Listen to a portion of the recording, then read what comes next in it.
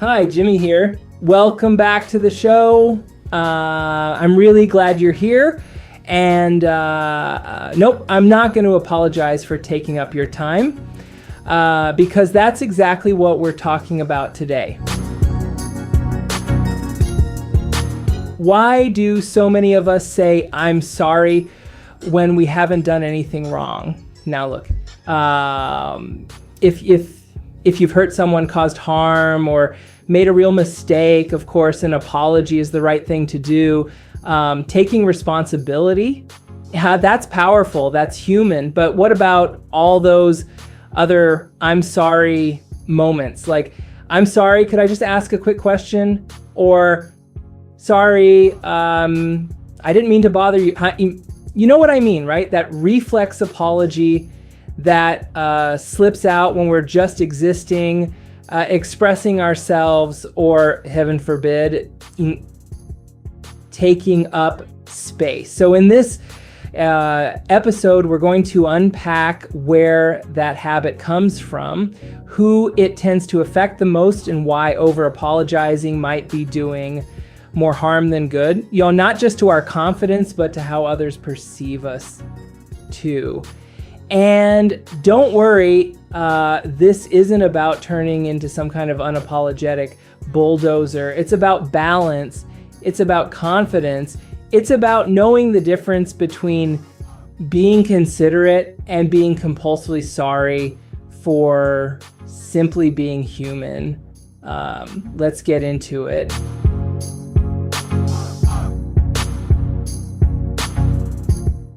So let's dig a little deeper into why this matters. Well, not just socially, but linguistically and psychologically. When someone constantly says, I'm sorry, especially in situations that don't require an apology, it can start to cloud communication to the person on the receiving end. It might sound like you're taking responsibility for something you didn't do, or even worse, that you lack confidence in what you're saying, and it creates ambiguity, and people may misread your intentions. But beyond just the confusion, there are real self-esteem consequences here too. When your default mode is to apologize for existing, for having needs, or for making basic human errors, it chips away at your sense of worth over time. And this is where linguistics steps in. You've probably heard the saying, like, it's not what you said, it's the way you said it. But in reality, what you say matters just as much. The words you choose shape not only how others understand you, but also how you understand yourself. In linguistics, when we learn a language, we don't just pick up vocabulary and grammar. We learn pragmatics, a whole branch of linguistics dedicated to how language works in context. It teaches us that meaning isn't just about dictionary definitions. It's about intention, it's about timing, it's about relationships, tone, power dynamics, all the invisible stuff. So when you say, I'm sorry, I don't understand, instead of, could you explain that again? Even if the literal message is similar, the pragmatic message is very different. One implies fault, the other implies curiosity. And before I forget, all the sources and studies I'm referencing here are in my editorial of the same name, Stop Saying I'm Sorry.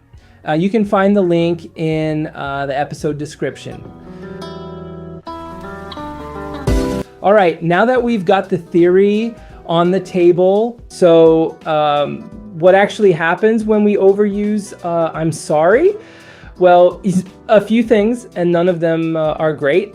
First, it can diminish the value of a real apology when you're constantly apologizing for tiny things, things that don't even warrant regret. Then when you do mess up in a meaningful way, your apology might not hit with the same weight. And let's be real, offering a genuine apology is already hard enough. It means acknowledging harm, discomfort, maybe even guilt. That deserves clarity, not confusion. Sociologist Diane Vaughan, in her book, The Challenger Launch Decision, talks about what she calls the peculiar logic of normalization. Basically, when we repeat certain behaviors enough, even if they don't make sense or are unnecessary, they become normal. And according to linguist Miko Krzyżanowski, this kind of repetition eventually opens the door to vagueness and uncertainty. That totally applies here. If saying I'm sorry becomes automatic, it loses all precision and meaning. Second, this habit can actually undermine your own credibility when you apologize for no reason, especially in professional or formal settings. It can make you sound unsure of yourself, like you're second guessing what you say before you even say it. That can chip away at how people see your competence and authority and preparedness. Now, there was this interesting study by Brooks, Dye, and Schweitzer where people who apologized for things clearly outside their control, like traffic or bad weather, were found to be more trusted by others.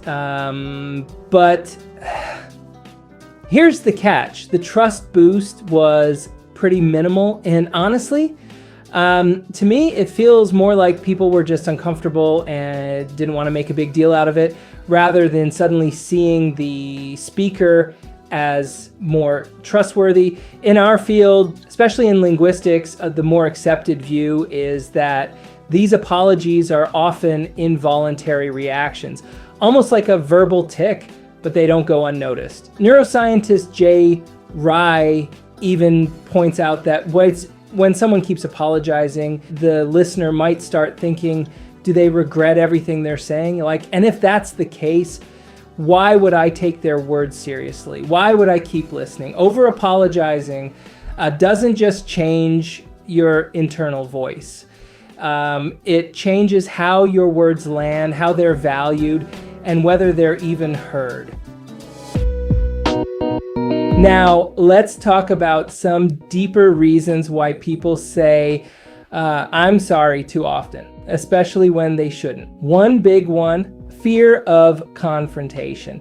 When you're afraid of upsetting others or triggering conflict, I'm sorry becomes a kind of shield. It's a way to tiptoe, but the more you use it, the less likely you are to actually make your point. And when you're dealing with someone who isn't even arguing in good faith, that apology, it's not protecting you, it's silencing you. Bo Seo, in his book on debate, describes a few types of bad faith opponents: the dodger, who changes the topic to avoid your point; the twister, who misrepresents what you're saying; the wrangler, who criticizes everything but never offers a better idea; and the liar, who just plain makes things up. In these cases, if you're constantly apologizing, you'll barely get a word in. You won't be able to stand your ground. And worse, you might start believing you don't deserve to speak up. And this ties into another point, doubting your own abilities. If you find yourself constantly thinking, who am I to speak, or they probably know more than I do, there's a chance you're living out the other side of the Dunning-Kruger effect. Let's circle back to that concept I mentioned earlier, the Dunning-Kruger effect. According to Britannica, this is a cognitive bias identified by psychologists David Dunning and Justin Kruger, where people with limited knowledge or skill in a given area tend to greatly overestimate how competent they actually are. In their 1999 paper titled Unskilled and Unaware of It, they explored how people who lack ability in a specific domain often fail to recognize their own shortcomings simply because they don't know enough to see where they're going wrong. And ironically, that same lack of awareness can lead to overconfidence. You've probably heard this idea reflected in old sayings like, a little knowledge is a dangerous thing. Or the quote often attributed to Charles Darwin, ignorance more frequently begets confidence than does knowledge. Or even that rougher one, usually credited to Charles Bukowski. The problem with the world is that the intelligent people are full of doubts, while the stupid ones are full of confidence. Now, these might sound harsh, but the underlying point is important. The more we actually know, the more we become aware of what we don't know. And that awareness can lead us to undervalue our own competence. We start apologizing, second guessing, hesitating, not because we lack knowledge, but because we finally understand how deep the well really goes. This is what I like to call the other side of the Dunning-Kruger coin. And for many high achievers, this doubt morphs into something bigger, imposter syndrome.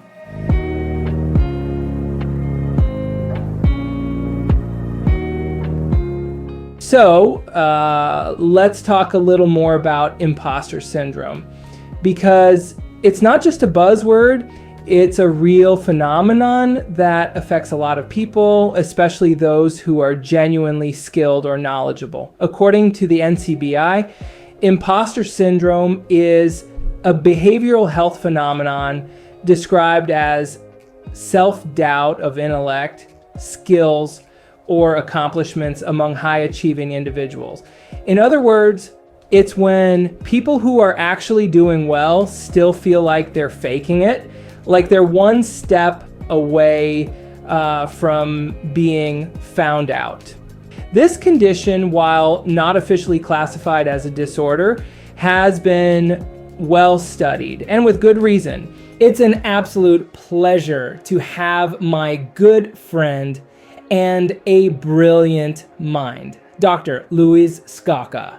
Talking about imposter syndrome, he's a psychiatrist who completed his residency at the prestigious Hospital das Clínicas at USP. And his expertise extends to deep dives into psychotherapy, including extensive work with the Brazilian Society of Analytical Psychology. He's also contributed to the psychotherapy department at the Hospital das Clínicas, supervised clinical groups for Psychotics Anonymous, and served as an administration counselor for Project Phoenix, an NGO supporting mental health patients, with further training in analytical psychology from Zurich and Florence, and as a member of both the ABP and American Psychiatric Association.